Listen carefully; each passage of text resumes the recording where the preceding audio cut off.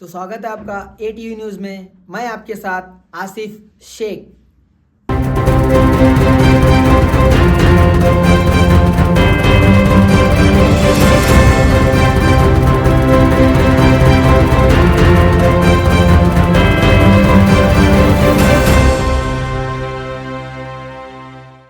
ಕರೆದಿದ್ದೇವೆ. ಒಂದು ನಾನು ಯಾಕೆ ಕರೆದೆ ಅಂತ ಕೇಳಿದ್ರೆ, ಇವತ್ತು ಏನು BJPಯ ಲೋಕಸಭಾ ಸದಸ್ಯರಾದ ಮತ್ತು ಸ್ಪರ್ಧೆ ಕೂಡ ಮಾಡಿದ್ದಾರೆ. ಅವರು ನಾನು ಇಲ್ಲಿವರೆಗೆ ಕೂಡ ಎಲ್ಲಿ ವ್ಯಕ್ತಿಗತವಾಗಿ ಅವ್ರನ್ನ ಟೀಕೆ ಮಾಡಿರಲಿಲ್ಲ. ಇಲ್ಲಿವರೆಗೆ ಸಾರ್ವಜನಿಕ ಸಭೆಗಳಲ್ಲಾಗಲಿ ಮಾಧ್ಯಮದ ಮುಖಾಂತರ ಎಲ್ಲಿಯೂ ಕೂಡ ಅವ್ರ ಬಗ್ಗೆ ವ್ಯಕ್ತಿಗತವಾಗಿ ಟೀಕೆ ಮಾಡಿರಲಿಲ್ಲ. ಇವತ್ತು 30 ವರ್ಷ ಲೋಕಸಭೆಯಲ್ಲಿದ್ದರು, 3 ಸಲ ಮಂತ್ರಿಗಳಾಗಿದ್ದರು. ಇಷ್ಟಾಗೋದ್ರಿಂದ ದೊಡ್ಡ ವ್ಯಕ್ತಿತ್ವ ಇರ್ತಕ್ಕಂಥವ್ರು ಇಷ್ಟು ಕನಿಷ್ಠ ಮಟ್ಟಕ್ಕೆ ಕೆಳಮಟ್ಟಕ್ಕೆ ಹೋಗ್ತಾರೆ ಅಂತೇಳಿ ನಾನು ಭಾವಿಸ್ಕೊಂಡಿರಲಿಲ್ಲ. ಅವ್ರು ಎಲ್ಲಿಗೆ ಬಂದಾರ ನನ್ನ ಬಗ್ಗೆ ಅಪಪ್ರಚಾರ ಮಾಡಲಿಕ್ಕೆ ಯಾವುದೇ ಹೆಸರಿಲ್ಲ. ಇವತ್ತು ನಾನು ಹೇಳಿಕೆ ಬಯಸ್ತಾ ಇದ್ದೇನೆ ನಿಮ್ಮ ಮಾಧ್ಯಮದ ಮುಖಾಂತರ. ಇವತ್ತು ನನ್ನ ಸಾರ್ವಜನಿಕ ಜೀವನದಲ್ಲಿ ಅಥವಾ ನಾನು ಏನು ಹಿಂದೆ ಮಾಡಿದ ಸಂಘಟನೆ ದೃಷ್ಟಿಯಿಂದ ಒಂದೇ ಒಂದು ದೊಡ್ಡ ಸಮುದಾಯಗಳಿಗೆ, ವಿಶೇಷವಾಗಿ ಲಿಂಗಾಯತ ಸಮುದಾಯಗಳಿಗೆ ತೊಂದರೆ ಕೊಡೋದು ದೂರ ಉಳಿತು. ನಾನು ಅಕ್ಷರದಲ್ಲಿ ಮಾಡಿರ್ತಕ್ಕಂಥ ಉದಾಹರಣೆ, ಮಾತನಾಡ್ತಕ್ಕಂಥ ಉದಾಹರಣೆ ಇಲ್ಲ. ಇವತ್ತು ಜಿಗಜಿನಿ ಅವರಿಗೆ ಚಾಲೆಂಜ್ ಮಾಡ್ತೀನಿ ನಾನು. ಇಡೀ ಜಿಲ್ಲೆಯಲ್ಲಿ ಒಂದೇ ಒಂದು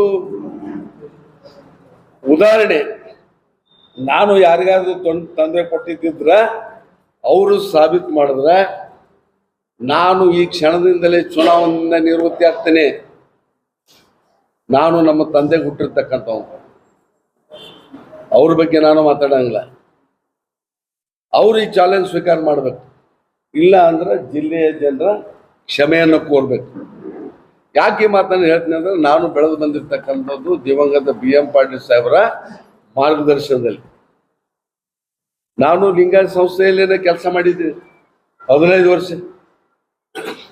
ನನ್ನ ಎಲ್ಲ ಒಡನಾಡಿಗಳು, ಸ್ನೇಹಿತರು ಎಲ್ಲ ಲಿಂಗಾಯತ ಸಮುದಾಯಕ್ಕೆ ಸೇರಿದವರು.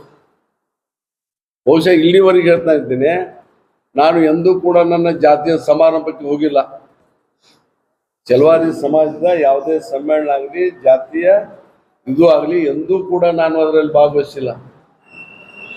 ಅವತ್ತಿನ DSS ಏನಿತ್ತು, ಎಲ್ಲ ಜಾತಿ ಸಮುದಾಯಗಳನ್ನು ಒಳಗೊಂಡಿರ್ತಕ್ಕಂಥ ಸಂಸ್ಥೆ ಇತ್ತು. 35 ವರ್ಷದ ಹಿಂದೆ ನಾವು ಏನಿದ್ದೀವಿ ಅವಾಗ ಅದರಲ್ಲಿ ಆ ಸಂಸ್ಥೆಯಲ್ಲಿ ಒಕ್ಕಲಿಗರಿದ್ದರು, ಬ್ರಾಹ್ಮಣರಿದ್ದರು, ಹಾಲುಮತ ಸಮಾಜರಿದ್ದರು, ದಲಿತ ಎಡಬಲ ಎಲ್ಲರೂ ಕೂಡ ಕಟ್ಟಿರ್ತಕ್ಕಂಥ ಒಂದು ಸಂಸ್ಥೆ. ಈವನ್ ಬ್ರಾಹ್ಮಣ ಕೂಡ ಇತ್ತು.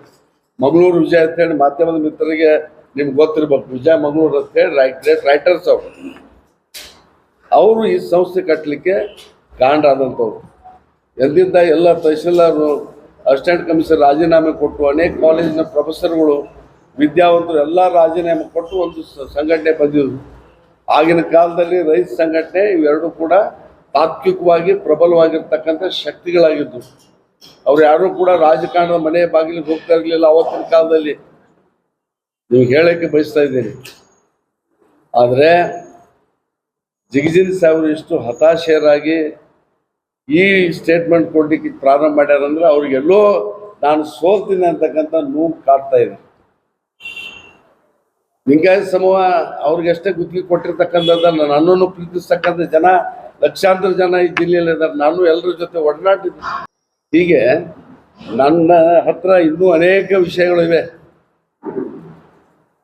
ಅವರ ಜಾಲವನ್ನು ಏನು ಬಿಚ್ಚಿಡ್ಲಕ್ಕೆ ಭಾಳ ವಿಷಯಗಳು ನನ್ನ ಹತ್ರ ಇವೆ. ಅದನ್ನು ನಾನು ಆ ಮಟ್ಟಕ್ಕೆ ನಾನು ಇಳಿಲಿಕ್ಕೆ ತಯಾರಿಲ್ಲ. ಜಿಲ್ಲೆಯ ಜನರ ಪ್ರೀತಿ, ವಿಶ್ವಾಸ, ಅನುಕಂಪದ ಮೇಲೆ, ನಮ್ಮ ಕಾರ್ಯಕ್ರಮದ ಆಧಾರದ ಮೇಲೆ ನಾವು ಮತ ಕೇಳ್ತೀನಿ ವಿನಃ ಇಂಥ ಹೊಲಸು ತಂತ್ರಗಾರಿಕೆ ಮುಖಾಂತರ ನಾನು ಎಂದೂ ಕೂಡ ಮತ ಕೇಳಲಿಕ್ಕೆ ಬಯಸೋದಿಲ್ಲ. ಅದಕ್ಕಾಗಿ ಈ ಮಾಧ್ಯಮ ಗೋಷ್ಠಿಯನ್ನು ನಾವು ಕರೆದಿದ್ದೇವೆ. ಇಲ್ಲೆಲ್ಲ ಕೂತಿರ್ತಕ್ಕಂಥವ್ರು ಲಿಂಗಾಯತ ಸಮುದಾಯಕ್ಕೆ ಸೇರಿರ್ತಕ್ಕಂಥವ್ರು, ಅನ್ಯಾಯಕ್ಕೆ ಒಳಗಾಗಿರ್ತಕ್ಕಂಥ ರಾಜೇಂದ್ರ ನಾಯ್ಕ ಇದ್ದಾರೆ, ನಮ್ಮ ಅಧ್ಯಕ್ಷರಿದ್ದಾರೆ, ನಮ್ಮ MR ಪಾಟೀಲ್ ಬಂದಾರ, ಅಶೋಕ್ ಗೌಡ್ರು, ಎಲ್ಲ ಲಿಂಗಾಯತ ಜನ, ಲಿಂಗಾಯತ ಸ್ನೇಹಿತರಿದ್ದಾರೆ. ಆ ಮಸಡಿ ಹೋದಾಗ ನನ್ನ ಜೊತೆ 15 ವರ್ಷ ಕೆಲಸ ಮಾಡಿದವ್ರು, ಲಿಂಗಾಯತ ಸಮಾಜ ಸೇರಿದವ್ರು.